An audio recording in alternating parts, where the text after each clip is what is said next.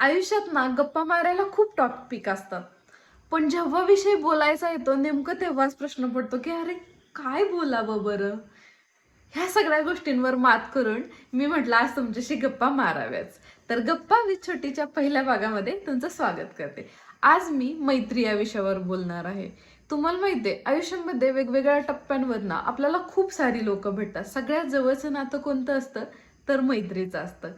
तर माझी सगळ्यात जवळची मैत्री कोण असेल तर ती माझी आई आहे. कारण आयुष्यामध्ये कुठलीही गोष्ट झाली तर आपण ती आपल्या मैत्रिणीला शेअर करतो.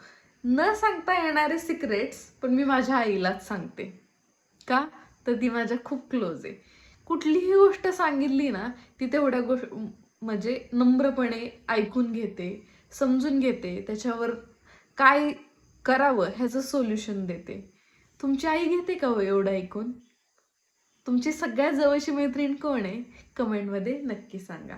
मुलांना तुम्ही तुमचे मित्र सांगू शकता. आजच्यासाठी एवढंच. धन्यवाद.